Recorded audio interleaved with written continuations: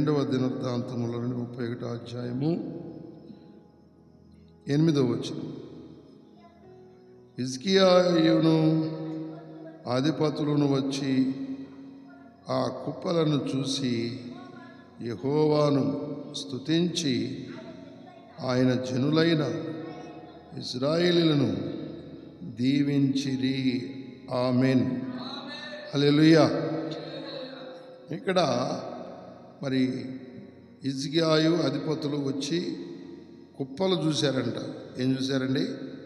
కుప్పలు అంటే దేవుని మందిరానికి ప్రజలు తీసుకొచ్చినటువంటి ఎన్నెన్నో రకాలైనటువంటి వస్తువులు, లేకపోతే ధనము, రకరకాలైన చూసి వీళ్ళు దీవెనకే పాత్రులు అని, మరియు ఆ యొక్క తీసుకొచ్చి అర్పించినటువంటి ప్రతి దానిని బట్టి వారు ఏం చేశారండి? సంతోషించి ప్రజలను దీవించారంటండి. వాళ్ళందరూ కూడా దేవుని పని కొరకు, దేవుని చిత్తం కొరకు అంటండి. వాళ్ళంతా కూడా అప్పుడు దాకా ఏం చేశారో తెలుసా? అప్పుడు దాకా వాళ్ళు దేవుణ్ణి మర్చిపోయి విగ్రహాలను పూజించారు. ఈ హిజ్కియా దేవునిలోకి వచ్చిన తర్వాత ఏం చేశాడండి? దేవుణ్ణి మాత్రమే ఆరాధించాలని, దేవుడు మాత్రమే ఆరాధనకు యోగ్యుడు, స్తుతికి పాత్రుడని ఏం చేశాడంటే ఆయన ఎప్పుడైతే దేవుని కృప పొంది రాజుగా అయ్యాడో వెంటనే దేవుడికి ఇష్టం లేని అన్నీ అక్కడి నుంచి తొలగించేశాడు. ఎందుకంటే అతను ఆ రాజ్యాన్ని అంతా దేవుని చిత్తంలో పరిపాలించాలి. ఎందుకని? దేవుడు అతన్ని నిలబెట్టాడు కాబట్టి దేవుని పని చేయాలి. ఈరోజు మనం చూస్తుంటే మన గృహాల్లో, మన జీవితాల్లో దేవుడికి విరోధమైంది ఏది మనం చేయకూడదు. ఏది కూడా దేవుడికి విరోధమైంది మనం చేయకూడదు. ఎందుకంటే దేవుడికి ఇష్టమైనవి మనం చేయాలి. అప్పుడు కూడా వాళ్ళు ఆ దేశంలో, అనగా ఇశ్రాయేల్ దేశంలో దేవుడు వారికి ఒక ప్రత్యేక దేశం ఇచ్చి, వారికి ప్రత్యేక అధికారం ఇచ్చి, వారికి ధర్మశాస్త్రం ఇచ్చి, వారిని ఆ రీతికి ఉంచినప్పుడు దానిలోనే వీళ్ళు ఏం చేశారు? విగ్రహాలను నిలిపారు, దేవతా స్తంభాలను నిలిపారు, రకరకాలైనటువంటి. ఎందుకంటే దేవుడిని ఎరిగిన వారు వాళ్ళు, ఎరగని వాళ్ళు కాదండి. మన దేశంలో ఇప్పుడు మనం ఉన్నామంటే మనకి దేవుడు తెలియక చాలా కాలం ఏం చేసాం? దేవుడిలో తెలియదు మనకి. కొంచెం చెట్టును పూజించాం, కొంచెం రాళ్ళను పూజించాం, అట్లా చేసాం. కానీ ఇప్పుడు మనం తెలుసుకున్నాం. కానీ వాళ్ళకి తెలుసు 40 సంవత్సరాల అరణ్యంలో దేవుని సంగతులన్నీ బోధించారు. ఎవరికి? ఇశ్రాయేలు ప్రజలకు అన్ని సంగతులు బోధించారండి. బోధించినా కూడా వాళ్ళు ఇలాంటి పనులు చేస్తూ వచ్చారండి. అలాంటి చేస్తూ వచ్చినప్పుడు అనేక రకాల బాధల్లో పడ్డారు, శోధనలో పడ్డారు, ఇరుకుల్లో పడ్డారు, ఇబ్బందుల్లో పడ్డారు. అలా పడినప్పుడు అలాగా ఇక ఈయన వచ్చాడు రాజుగా. ఎవరు? హిజ్కియా రాజుగా ఎంపిక అయిపోయినాక అతడు దేవుని చిత్తాన్ని బట్టి ఆ యొక్క రాజ్యాన్ని ఎందుకంటే రాజ్యం అయింది, ఆ దేశం అయింది, ఆయన నియమించినటువంటి మనుషులు వాళ్ళు. అయితే వీళ్ళు ఏం చేస్తున్నారు? దేవుడి పద్ధతులే పాటిస్తున్నారా? దేవుడికి విరోధంగా ఉన్నారా? ఇప్పుడు మనం ఇక్కడ మనం ఏం చేయాలి? దేవుణ్ణి ఆరాధించాలి, దేవుని స్తుతించాలి, గణపరచాలి. ఇక్కడే ఏదన్నా ఇంకొకటి ఏదో నాకు బొమ్మ పెట్టి ఆరాధిస్తున్నాం అనుకోండి, ఏమంటాడు? మీరు ఇక్కడ కూడా ఆరాధన చేస్తున్నారంట. యెరూషలేములో కూడా అట్లా చేసేవాళ్ళు అంట. అక్కడ ఆ సొలొమోను కాలంలో ఆ భార్యల్ని, రాణి, ఆ దేశం ఈ దేశం, వాళ్ళని మొత్తాన్ని 700 మందిని పెళ్లి చేసుకున్నాడంట. ఆయన 700 మంది చేసుకున్నాడు. 300 మందిని ఒక భర్తను ఉంచుకున్నాడంట. ఎందుకంటే అతను కలిగినటువంటి బాగా తినటానికి కాబట్టి అట్లా చేశాడు. భార్య అంతా నేను మా దేవుణ్ణి పూజిస్తాను. ఒక 700 మంది 7 రకాల సిద్ధాంతాలు, 7 రకాల పద్ధతులు తీసుకొచ్చి యెరూషలేమునంతా మొత్తాన్ని దేవుడు కోపం వచ్చి పనులు చేశారు. అప్పుడు దేవుడు అన్నాడు, ఏమయ్యా నిన్ను ఇలా చేస్తే నువ్వు ఇలా చేసేవేంటి? ఏం పనులు ఇవి? అలా చేయొచ్చా? నిన్ను ఎందుకు ఏర్పాటు చేసుకుని? ఎందుకంటే ఈయన చేయాలని ఈయన చేయలా, ఈయన కోరుకున్నాడే, ఎమ్మ బాగుంది ఎమ్మ బాగుంది ఎమ్మ బాగుంది అని చేసుకున్నాడే. వాళ్ళు చేసిన పనులు వాళ్ళకి దేవుడు తెలియదుగా, వాళ్ళ ఆలోచనలు బట్టి వాళ్ళు తీసుకొచ్చి పెట్టారు. దేవుడు అన్నాడు, మైండ్ పోయిన పనులు చేస్తున్నావు నువ్వు అనేసి దేవుడు అతన్ని ఏం చేశాడు, అప్పుడు అధికారాలు తీసి పారేశాడు. నీకు ఇంత అధికారం ఇవ్వటం అనవసరం, ఈ గోత్రాలన్నింటినీ తప్పించి నీకు కొద్ది మందినే అప్పగిస్తాను. అందుకని అప్పుడు అన్నింటినీ తొలగించేశాడు. ఎందుకంటే దేవుని పద్ధతిని మనం గుర్తించాలి.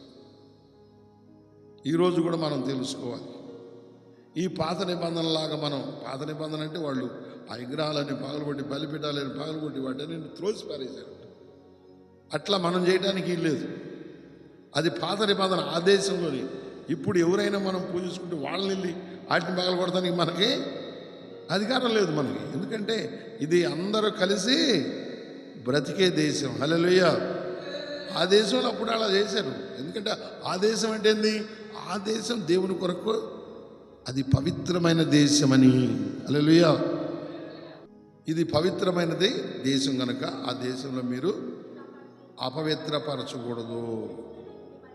నేను మీ మధ్యలో నివసిస్తున్నాను కనుక మీరు దాన్ని అపవిత్రపరచకూడదు. నేను మీతో ఉంటున్నాను కనుక మీరు పవిత్రంగా ఉండాలి అని చెప్పాడు. అందుకని వాళ్ళకు ఒక దేశం ఇచ్చాడు. ఆ దేశంలో వాళ్ళను పవిత్రంగా జీవించమని చెప్పాడు. చెప్తే ఏం చేశారు వాళ్ళు, అలా పవిత్రంగా జీవించాల, దాన్ని అపవిత్రపరిచారు. ఎలా అపవిత్రపరిచారంటే విగ్రహాలతో అపవిత్రపరిచారు. అది దేవుని యొక్క ప్రదేశం, వాళ్ళకి ప్రత్యేకంగా ఇవ్వబడినటువంటి ప్రదేశం అది. ఆ దేశాన్ని అక్కడ దేవుడు వాళ్ళందరూ కూడా దేవుని చేత ఆశీర్వదించబడిన వారుగా ఉన్నారు కాబట్టి ఆ దేశం వాళ్ళకి ఇస్తే వాళ్ళు దాన్ని ఏం చేశారు, అపవిత్రపరిచారు. అందుకని ఆ దేశంలో అట్లాంటిది వెంటనే అవన్నీ కూడా తొలగించేసాడు. ఎవరు, హిజ్కియా కదండి. అందుకని మనం అక్కడ చదివాం కదండి, ఆ యొక్క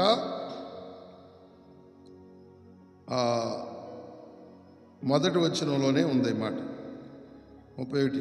ఇదంతయు సమాప్తమైన తరువాత అక్కడనున్న ఇశ్రాయేలు వారందరూ యోదా పట్టణములకు పోయి యోదా దేశమంతటను బెన్యామీను ఎఫ్రాయిము మా మనషే దేశముల యందంతటను. చూశారండి, వీళ్ళు ఎవరంట, ఇజ్రాయేల్ వారందరూ యోదా పట్టణములకు పోయి యోదా దేశమందంతటను బెన్యామీను ఎఫ్రాయిము మనషే దేశముల యందంతట ఏమి నిలిపారు వాళ్ళు, అప్పటికి నిలిపేశారు స్తంభాలు, దేవతా స్తంభాలని దేవుళ్ళని నిలిపేశారు. తెలుసు కదా మీకు, తెలియక చేస్తే పర్లేదు, తెలుసు కదా అంటే తెలిసి కూడా అలా చేశారంట, అలా నిలిపేశారంట. ఎందుకు అలా చేశారని గమనిస్తూ ఉంటే అలా చేయటానికి వాళ్ళ జీవితాల్లో దేవుని మీద వాళ్ళకేంది నిరీక్షణ లేదు.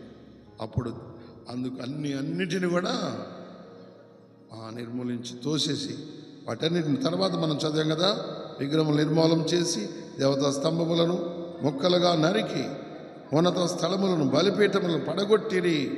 తరువాత ఇశ్రాయేలు వారందరూ తమ తమ పట్టణములోనున్న తమ తమ స్వాస్యములకు వారు అదంతా శుభ్రపరిచి దేశం మొత్తం ఏం చేశారంట, పవిత్రపరిచారు. హల్లెలూయా. ఇప్పుడు మన దేశంలో ఉన్నాయి కదా, మనం కూడా ఏం చేద్దాం, చేయకూడదు, మనం చేయకూడదు. అది వాళ్ళ దేశం, వాళ్ళకే ఒక దేశం ఇచ్చాడు, వాళ్ళకి ఇచ్చినది ఒక మత సిద్ధాంతం. ఇది ఇప్పుడు మనం ఉండేది ఏంది, అందరినీ ప్రేమించిన క్రొత్త నిబంధన ప్రభువారు మనకిచ్చినటువంటిది. హల్లెలూయా. ఇప్పుడు దీని ఎవరిష్టం వాళ్ళు, నువ్వు దేవుని ఆరాధిస్తావు, నమ్ముకుంటావు, నమ్ముకోపోతే నీ ఇష్టం వచ్చింది నువ్వు చేసుకోవచ్చు. ఇదేంది లౌకిక రాజ్యం ఇది ఎప్పుడు. అయితే మనం ఇక్కడ ఏం చేయకూడదు, అలాంటి పనులు చేయకూడదు. వాటిని పడగొట్టండి. కొంతమంది చేస్తున్నారంటే బైబిల్లో ఇలా ఉంది, బైబిల్ అసలు మన దేశానికి కూడా వద్దంటున్నారు. ఎందుకంటే అట్లా అక్కడ చేశారు కదంటే, అక్కడ చేశారు, ఇక్కడ చేయడానికి లేదు, ఇక్కడ చేసిన అధికారము లేదు కదా. ఎందుకంటే ఇది ఆ లౌకిక రాజ్యం, లౌకిక రాజ్యం కాబట్టి దీనిలో నువ్వు ఏది ఇష్టమైతే దాన్ని చేసుకోవచ్చు. రాజ్యాంగంలో కూడా ఇవ్వబడింది ఏమని, అది 25 ఆర్టికల్ దానిలో ఉంది ఏమని, ఎవరికి ఇష్టం వచ్చినా దేవుని భక్తి, ఎవరికి ఇష్టం వచ్చినా దేవుణ్ణి పాటించవచ్చు, ప్రకటించుకోవచ్చు, స్తుతించవచ్చు, ఆలయాలు నిర్మించుకోవచ్చు అని ఉంది. కానీ అక్కడ మాత్రం లేదు. అది యెరూషలేములో అది లేదు. కేవలం దేవుని పద్ధతి మాత్రమే అక్కడ పాటించాలి. అది ఇప్పుడు కూడా సర్వలోకానికి వెళ్ళి సర్వ సృష్టికి సువార్తను ప్రకటించమన్నారంటే నమ్మి బాప్తిసం పొందిన వాడు రక్షణ పడతాడు, నమ్మవానికి శిక్ష. దేవుడే ఆ తీర్పు తీరుస్తాడు. ఇక మనుషులకి లేదు. మనుషులు ఎవరిని ఏది చేయడానికి వీలు లేదు, ఎవరిని కాదంటానికి లేదు. నువ్వు నమ్ముకుంటే నీ ఇష్టం, దేవుడు వదిలేశాడు. నీ ఇష్టం ఏదో చేస్తే నువ్వు అది చేసుకో. కానీ రేపొద్దున రక్షణ పొందితేనేమో బాప్తిజం పొందితేనేమో రక్షణ, బాప్తిజం పొందకపోతే శిక్ష అని దేవుడే ఫైనల్ జడ్జిమెంట్ చేశాడు ఆయన. అందుకని ఇప్పుడు ఇక అలాంటివి లేవు. కాబట్టి మన దేశంలో కూడా మనం కొంతమంది ఈ బైబిల్ చదివేటప్పుడు కొంతమంది దైవ సేవకులు ఇగో ఇలాంటివి ఉన్నాయా అని చెప్పగానే తెలియని వాళ్ళు ఏం చేస్తారు, ఆ బొమ్మల్ని పగలగొట్ట అందరూ బాధపడేటట్టుగా అలా చేయకూడదు. ఎవరి మనసులో బాధ పెట్టకూడదు. వాళ్ళు పూజించుకునేది పూజించుకోము, వాళ్ళ భక్తి వాళ్ళది. నీకు ఇష్టమైతే ఇల్లు, లేకపోతే మాకు ఎవరిని మనం దూషించకూడదు. వాళ్ళు చేసుకుంటారు, నీకేమైంది? వాళ్ళని విమర్శించకూడదు. వాటిని విమర్శించడం కూడా లేదు. మనం ఇప్పుడు చదువుకుంటామంటే అక్కడ ఇలా చేశారు కాబట్టి చదువుకుంటాం, అంతేగాని ఇప్పుడు మీరందరూ కూడా అలా చేయమని కాదు. కొంతమంది సేవకులు అలాగా వివరంగా చెప్పక వినేవాళ్ళు ఏం చేస్తారు, మార్పు చెందినటువంటి వాళ్ళు తీసుకెళ్ళి వాళ్ళు గతంలో మనం పూజించాం కదా, అవి తీసుకెళ్ళి అట్లా పగలగొడతాం వాళ్ళకి కనబట్టేట్టుగా. వాళ్ళ మనసులు బాధపరచకూడదు, ఎవరి మనసును బాధపరచకూడదు. ఈ దెయ్యం అని అనకూడదు. నీకెందుకు దాంతో, ఇది సైతాన్ అనకూడదు, ఏమనకూడదు. మనం అంటానికి మనకు అధికారం లేదు. ఎందుకంటే అన్ని రకాలుగా మనుషులు ఇష్టం, దేవుడు మనుషుల ఇష్టానికి వదిలేశాడు. మంచిని, చెడును, ఆశీర్వాదాన్ని, శాపాన్ని, జీవాన్ని, మరణాన్ని ఎవరు ఎదుటి పెట్టాడు? మన ఎదుటి పెట్టేశాడు. ఏది కావాలో కోరుకు అన్నాడు దేవుడు. హల్లెలూయా. ఆ తర్వాత నీవే దాన్ని సెలెక్ట్ చేసుకునేది నీదే. నువ్వు మంచి కావాలని కోరుకుంటా మంచిగా నువ్వు బ్రతుకుతావు, చెడు కావాలని కోరుకుంటా చెడుగా బ్రతుకుతావు. అయితే ఆ కాలంలో ప్రజలు అక్కడ మాత్రం దేవుని పద్ధతిని మాత్రమే పాటించాలి. వాటన్నిటిని కూడా తొలగించేసి వాళ్ళు దేవుని పని చేయడానికి సిద్ధపడి ఉన్నారంటండి. హల్లెలూయా. అందుకని మనం కూడా మన జీవితాల్లో మరి మనం ఏంటంటే మన హృదయాల్లో ఉన్న వాటిని తీసేసుకోవాలి. మన ఇంట్లో మన ఇంటి వరకే మన భక్తి.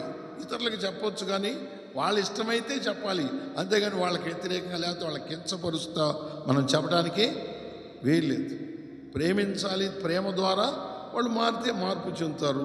అంతేగాని నువ్వు వాళ్ళని ద్వేషించి దూషించడానికి అవకాశాలు లేవు. ఎందుకంటే దేవుడు అందరినీ ప్రేమించాడు. దేవుడు లోకమును ఎంతో ప్రేమించాడు కనుక అందుకని గమనిస్తుంటే ఆ రోజుల్లో ప్రజలు ఆ రకంగా వారు దేశమంతటి పరిశుద్ధపరిచారు. ఈ రోజున మన హృదయాన్ని, మన గృహాన్ని మాత్రమే పరిశుభ్రపరుచుకోవాలి. హల్లెలూయా. ప్రార్థన చేయాలి. మిగతా వాటిని గురించి ఏం చేయాలి చెప్పండి? ప్రార్థించాలి. ప్రార్థించి ప్రార్థన ద్వారా వాళ్ళల్లో ఏమి వచ్చేటట్టు చేయాలి? మార్పు వచ్చేటట్లుగా చేయాలి. అంతేకాని బలవంతమున ఏది మనం చేయడానికి వీల్లేదు. అందుకని ప్రేమతోనే చేయాలి. ఏం చేయాలండి? ప్రేమతో. ఎందుకంటే దేవుడు కూడా ప్రేమతోనే ఉన్నాడు కదా. ప్రేమతో కాకుండా ఉద్రేకంతో, కక్షతో, క్రోధంతో లేకపోతే వివాదాలతో ఏమీ చేయకూడదు.